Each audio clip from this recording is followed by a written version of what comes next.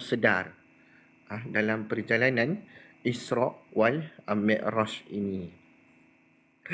Imam Ibnu Hajar di dalam kitab pengulasan hadis Imam Bukhari menyatakan bahawa Isra' dan Mi'raj itu berlaku kedua-duanya di dalam waktu satu malam, ketika Rasulullah SAW masih sedar dan jaga dengan kedua-dua jasad dan rohnya sekali.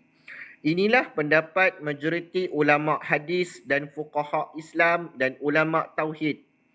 Berita peristiwa ini turut berpindah dari seorang ke seorang dan tidak seharusnya menarik diri dari mempercayai cerita ini, kerana tidak ada suatu sebab pun yang membolehkan akal fikiran menolaknya.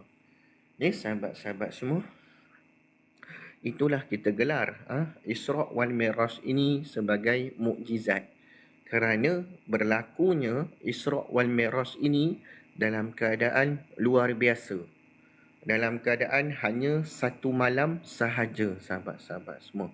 Dan Imam Ibnu Hajar, sahabat-sahabat semua, dalam kitab pengulasan hadis Imam Bukhari menyatakan bahawa Isra' dan Mi'raj ini berlaku dua-duanya sekali di dalam waktu satu malam sahaja.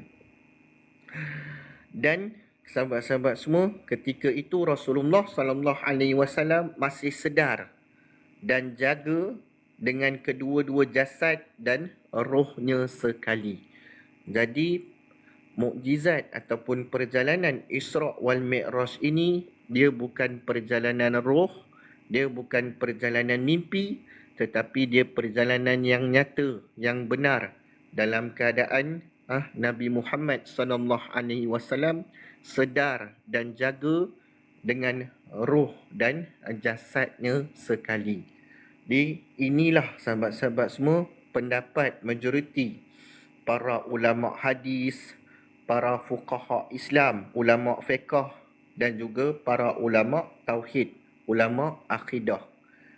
Mereka berpendapat ataupun pendapat mereka majoriti